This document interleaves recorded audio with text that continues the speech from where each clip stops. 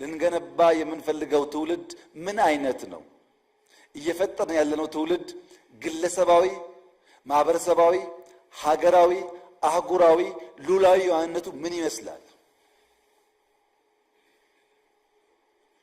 እነዚህን ጥያቄዎች መመለስ ግድ ይላል።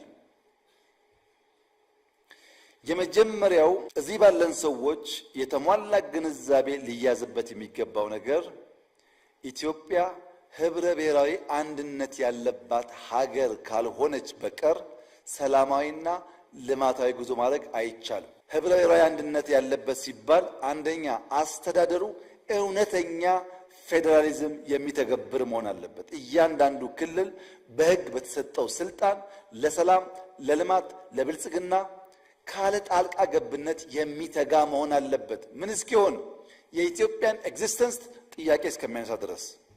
ሁለተኛ ቋንቋ ብዝሃ ልሳን የሚያስተናግድ መሆን አለበት። መልታይ ቋንቋ ተናጋሪዎች ባሉበት ሀገር ውስጥ እነዛን ኤምብሬስ ማድረግ ካልቻል በጋራ መቀጠል ያስቸግራል። ሁለት ሶስት ቋንቋ መልመድ ጠቀሜታውን ቅድም አንስቼላችኋል። ሶስተኛ ማንነቶች ብዝሃ ማንነት የሚያቅፍ መሆን አለበት። ስለዚህ ህብረ ብሔራዊነት ስንል አስተዳደሩ፣ ቋንቋው፣ ማንነቱ ኢንክሉሲቭ መሆን አለበት ነው።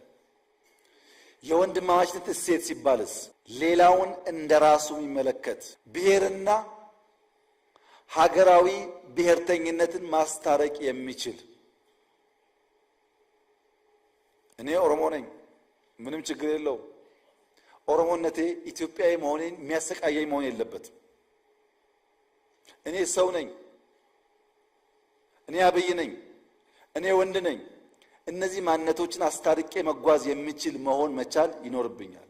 አንደኛው ገዝፎ ሌላውን በማኮስመን አብሮ መኖርን የሚያጠፋ እንዳይሆን መጠበቅ ያስፈልጋል።